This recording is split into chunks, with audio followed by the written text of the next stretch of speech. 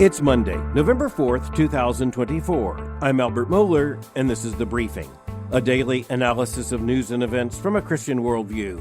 Well, we are less than 24 hours from Election Day 2024, and it is a day that will live in history, no doubt about it. And we've been aiming for this day for a long time. Every presidential election in American history is a very big deal. It's a very big democratic, a very big electoral event. But as we're looking at this, we recognize that there are issues on the table. There's an historical context in place for this election that makes it particularly important. But at this point, there are some interesting things from the Christian worldview to think about. One of them is the existence at this point in the election of so-called undecided voters. So let's just think about that for a moment. We have been at the presidential election in a formal sense for almost 2 years. That is to say, you go back to late 2022 and you are already looking at the presidential race shaping up. And of course, there's never a time when Americans aren't thinking about, talking about, the political class isn't organizing about a presidential campaign.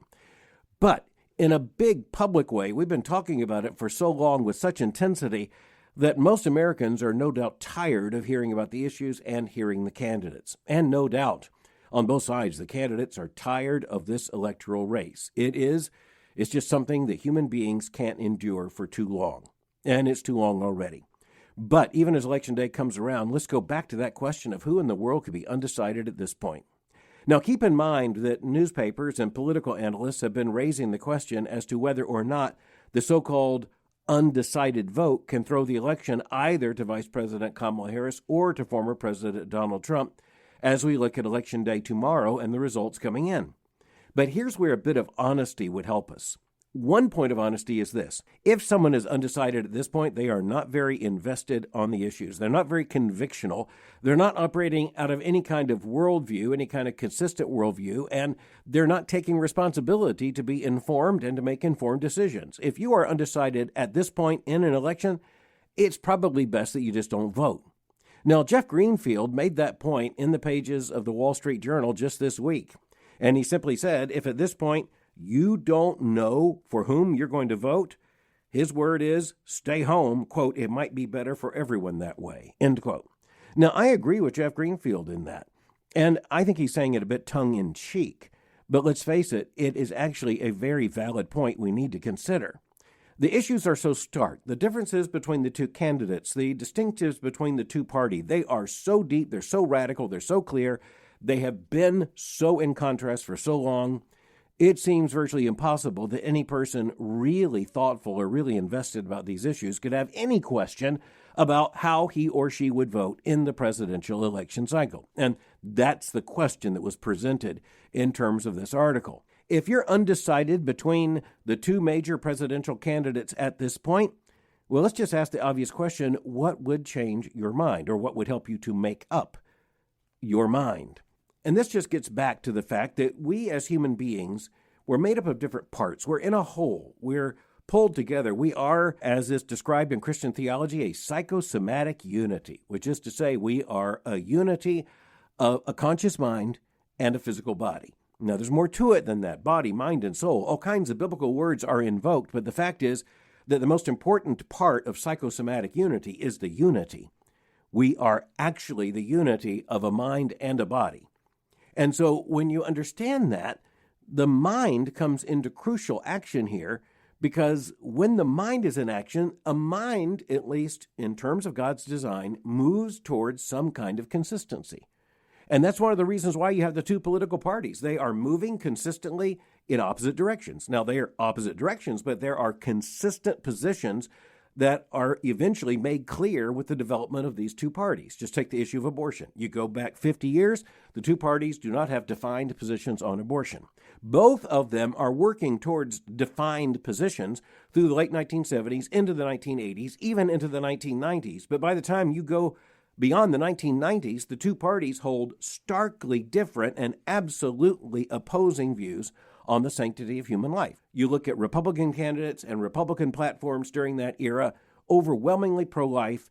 You look at the Democratic candidates, the Democratic convention, the Democratic platforms, overwhelmingly pro-abortion. And the pro-abortion becomes more pro-abortion. And at least until 2024, the pro-life had become a more highly articulated and developed pro-life position. We have to hope for that again. So going back to that psychosomatic unity, which means the unity in the human being of the body and the spirit, the body and the intelligence, the reality is that the intelligence operates in different levels too. We can speak about rationality, but we also speak about, say, the emotions. Now, here's where we really don't want Americans voting on the basis of emotion. We really do want to encourage Christians to vote on the basis of conviction and worldview, thinking these issues through. Now, there are two reasons for that. The first reason for that, just pragmatically, is that you're more likely to be consistent. The other reason for this pragmatically is that your convictions are more likely to line up with other believers of the same conviction. So that turns out to be two very powerful pragmatic issues. But there's also a principled issue above that, which is we want our vote to be glorifying to God. We better know what would glorify God before we would dare to understand that this vote rather than that vote we believe would bring God greater glory, would be a greater demonstration of faithfulness. So again, the USA Today article says undecided voters carry weight. But again, I agree with the Wall Street Journal's Jeff Greenfield in saying if you're not decided at this point, probably better for everyone that you just don't vote because you clearly don't really care. And that gets to another question. Why don't we make people vote? You look at many governments around the world and they actually require voting. Overwhelmingly, the population that is required to vote is concentrated in Central and South America. In several of those countries, which, by the way, aren't necessarily the most typical forms of democracy, in some of those nations, it is a crime not to vote. You are required to vote. You will receive some kind of penalty or sanction if you do not vote. It's against the law not to vote. In the United States, it is not against the law not to vote. Which is the better system?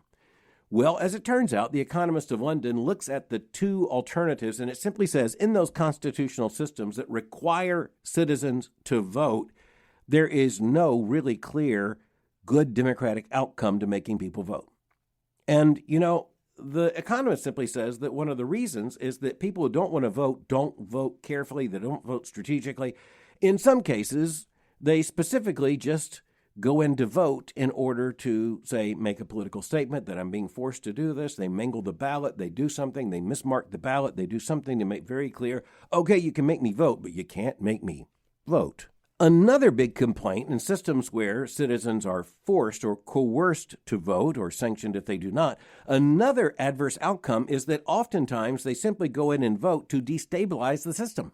And that means, say, to look at some kind of minor candidate, start throwing votes that way simply to make a statement. We don't want voters to go into the voting booth simply to make a statement.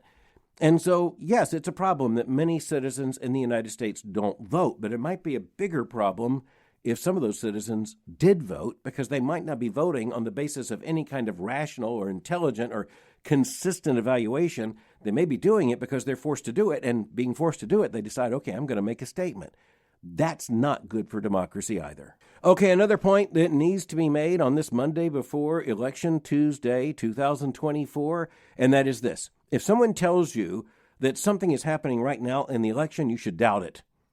And that would start if I told you something's happening in this election that's unexpected and supposedly newsworthy. At this point, we are so deep into the system. We are so thick into the schedule. At this point, Election Day is looming so closely that polling, for example, can't be done with any accuracy at this point, and that's been true for a number of days. People who say, there's a surge of this or there's a decline of that going into Election Day, they are talking basically something that is a political fiction. Now, they may turn out to be right, but if they are right, it's probably accidental.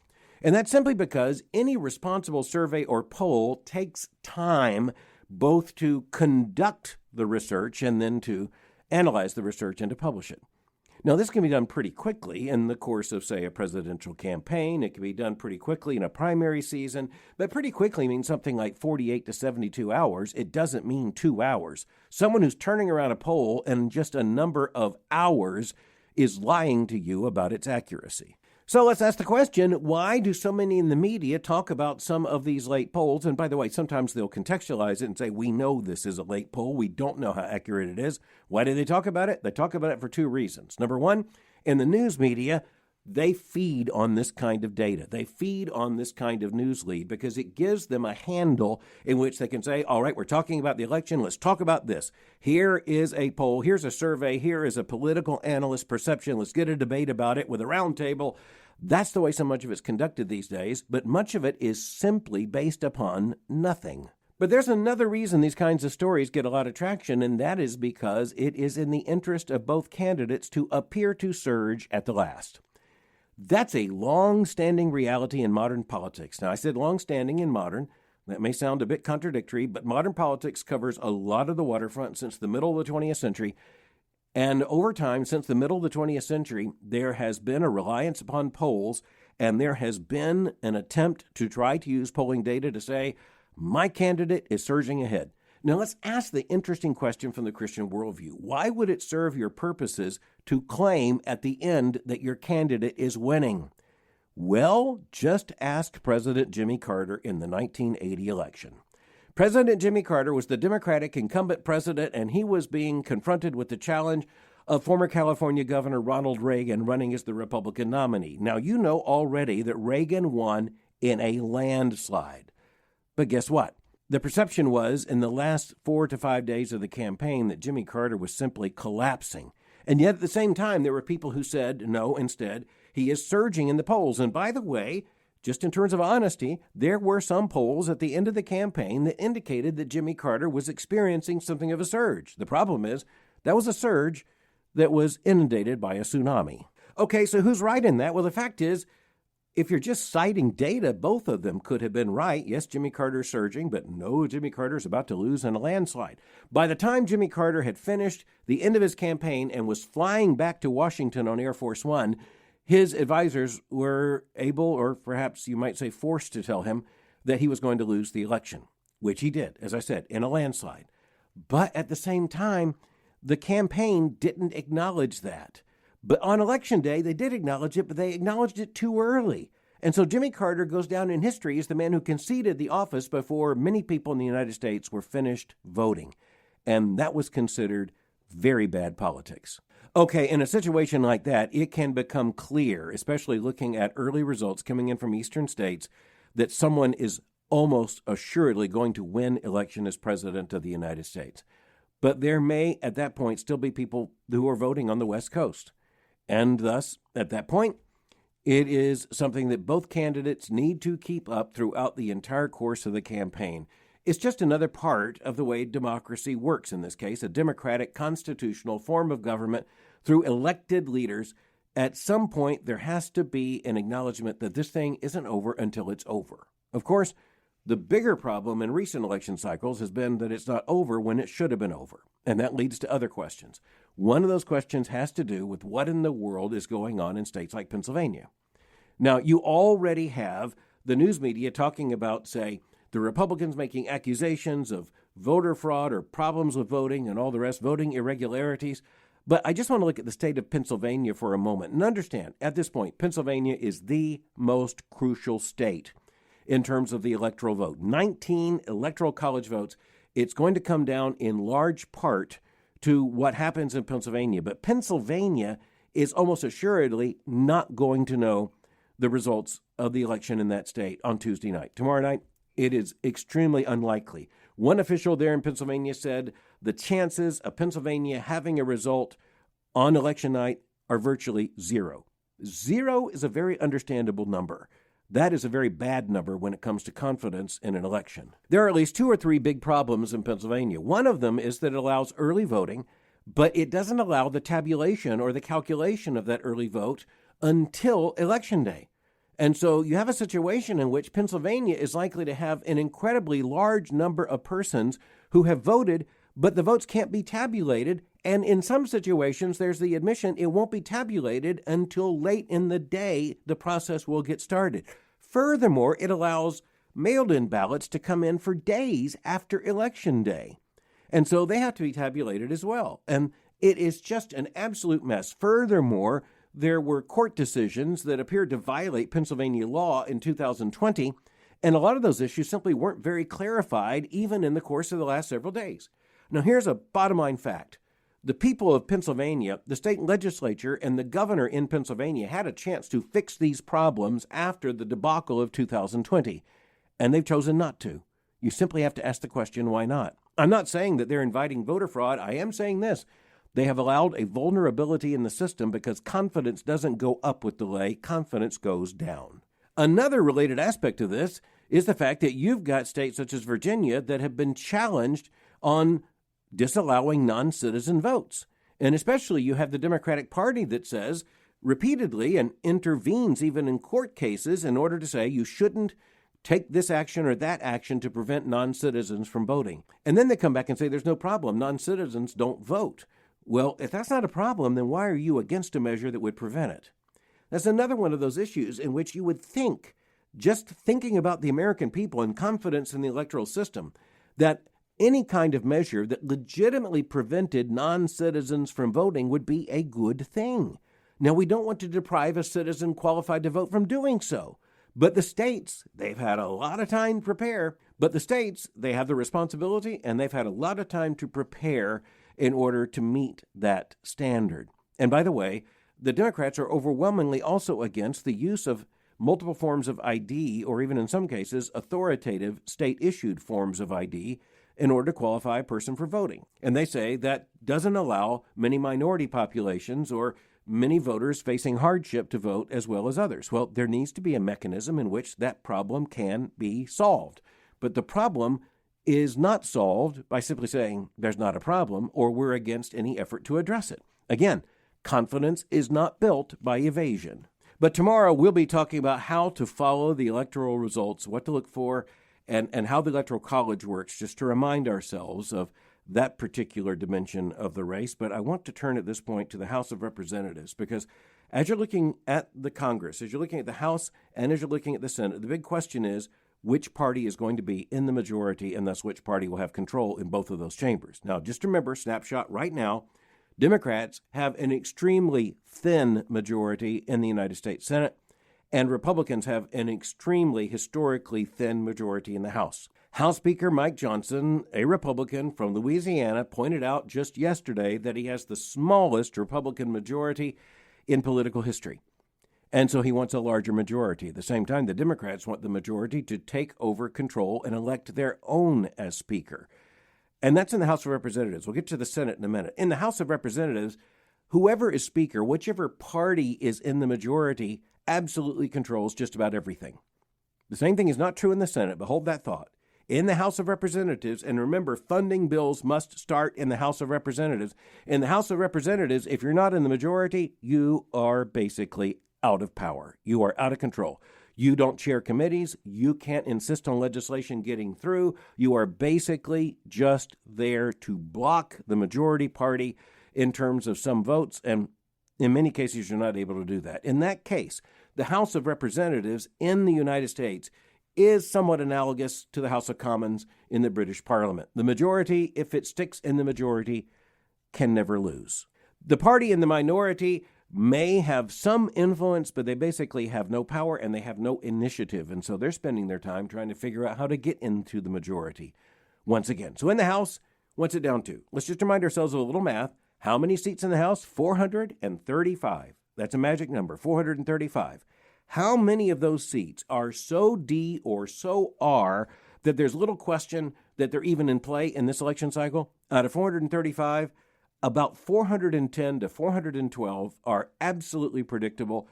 The Republican seat, the Republican candidate is going to be elected, or it's a Democratic seat, the Democratic candidate is going to be elected. So notice what that means. That means there are only about 20 seats in the United States House of Representatives that are actually up for play. Okay, some of those seats are in the state of New York. And you say, well, New York's overwhelmingly Democratic. Well, it is. It is indeed overwhelmingly Democratic, but in that clearly Democratic state, there are some lean Republican congressional districts. It's been that way for a long time, especially in places like upstate New York. But some of the most hotly contested seats that are at stake in 2024 are on Long Island. And it's going to be very, very interesting to see how all of that turns around. A lot of it is based upon personality. A lot of it's based upon political context. In the case of the House of Representatives, it is simply true. Former House Speaker Tip O'Neill had it right when he said all politics is local. In the House, It's very local. Okay, some of the other seats that are likely in play, out of the 435, only about 20 seats, some of them are in the state of California. Again, you say, it's overwhelmingly Democratic. Yes, but it is also geographically stratified. And so even as most of the state is deep, deep blue, there in the Central Valley, in the middle of the state, you find a band of red. Some of those districts that include some blue and some red, they're the ones that are in play. And you have the blue, that is to say the Democratic, the more liberal, the more progressive, trying to do its best to win over those seats, believing that if they win them, they'll be able to keep them. Writing about these 24 seats in play on the front page of the New York Times, Catie Edmondson says, quote, "The battlefield includes centrist Democratic incumbents in Maine, Washington, Alaska, and Pennsylvania who are trying to hang on in their rural districts that favor former President Donald J. Trump, and Midwestern Republicans facing unexpectedly steep challenges in Nebraska, Iowa, and Wisconsin." Okay, let's talk Nebraska for a moment. Nebraska is a very interesting state because there it is in the very heart of the Union, and it has been overwhelmingly Republican for a long time. But Nebraska has some interesting facets to its constitution and its mode of operation in elections. For one thing, it has a unicameral legislature. That's right. It is distinctive among the states in having no House and Senate, but rather having a legislature of one chamber. Now, by the way, that means that not having a second chamber, there's not a second chamber that can mitigate or veto legislation from the unichamber. But the Nebraska legislature is not the only distinction of that state. The other distinction is that in that area of the country, it is the only state that has entered into the agreement whereby the Electoral College votes will be distributed by congressional district. That means that there could be an island of blue in the middle of red Nebraska. And in a tight presidential race, going into the Electoral College, that one vote in Nebraska, along with another in the American Northeast, it could be in play. And if the Electoral College vote comes down to just one or two votes, it could be determinative. That's not likely, but it is possible. And as a matter of fact, it's so possible that the Democratic ticket's been spending a lot of time there near Omaha, Nebraska, in order to try to win that single congressional seat and also to win in the vote within that district what would be the Electoral College vote. And both of those would be big wins for the Democratic Party, and they understand that. But as we draw today's edition of the briefing to a close, I want to speak personally, a little more personally than is normal, to listeners of the briefing. And I want to thank you for listening. I want to tell you that because you are listeners to the briefing, and as you are qualified to vote in the United States, I know you are engaged in the issues, and I certainly hope you either have voted or will vote today or tomorrow. That is an exercise of our stewardship, and Christians take that stewardship with great seriousness.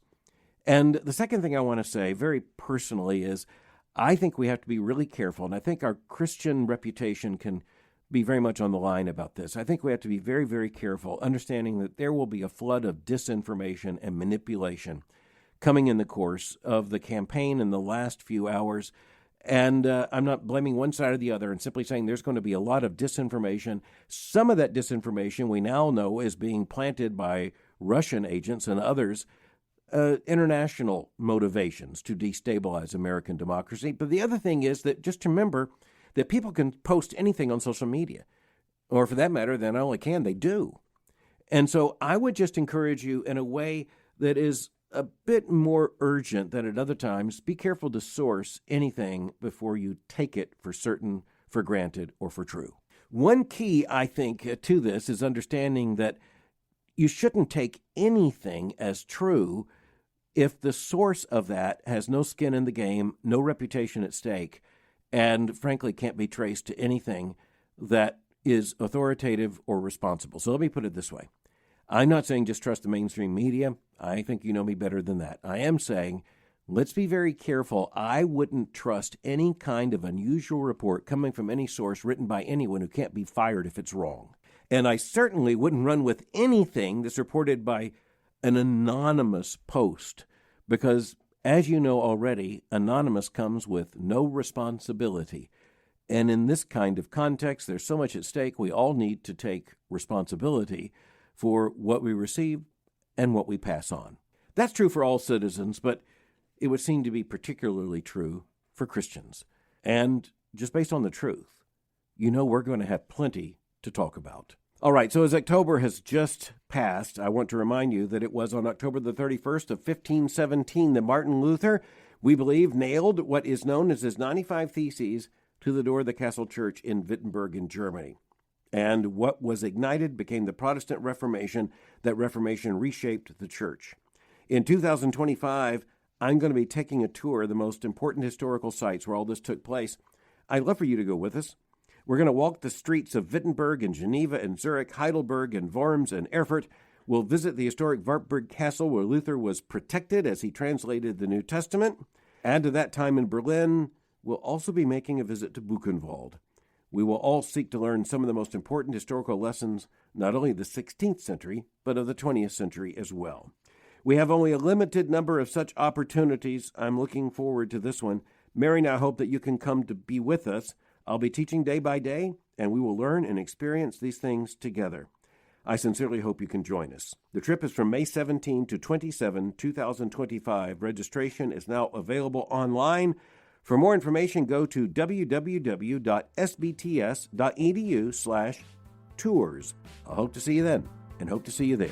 Thanks for listening to The Briefing.